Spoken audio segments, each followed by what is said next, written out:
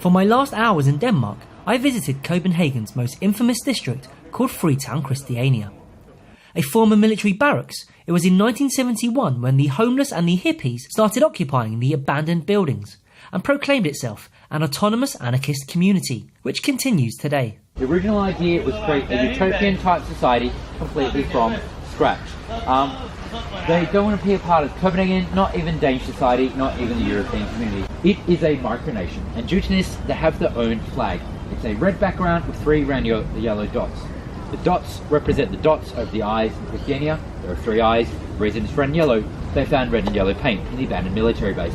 What Christiania is probably most famous for is a street called Pusher Street, an open-air marijuana market, which is illegal here in Denmark. But in the eyes of the government, it was tolerated to a degree.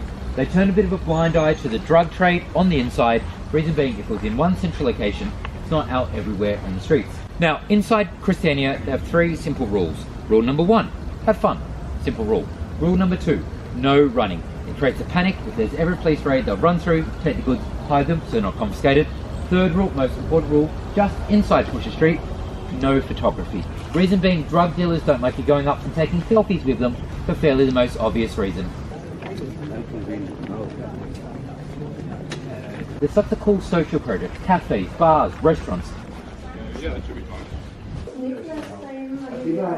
This is where Christiania bikes, the 3-wheel bikes with the box on the front, came out of here roughly 33 years ago.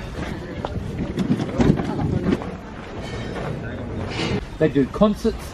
Some of the biggest bands to play here in the past: Metallica, Red Hot Chili Peppers, Rage Against the Machine, Prodigy and Bob Dylan. They also do something akin to TED Talks called Science and Cocktails. You come down here, you learn about the Zika virus while sipping on a Cosmopolitan. But the coolest thing is, at Christmas time, they put on a Christmas dinner for free, which is actually funded by donations. And the biggest donators every year, without fail, the royal family. And everyone in the city is invited. Let's go. If the area was ever to be properly shut down, I can guarantee there'd be riots on the streets. Not everyone in the city comes down here, but the vast majority of Copenhageners really support the right of Christiania to exist. Ja, var. Yani bu vardı.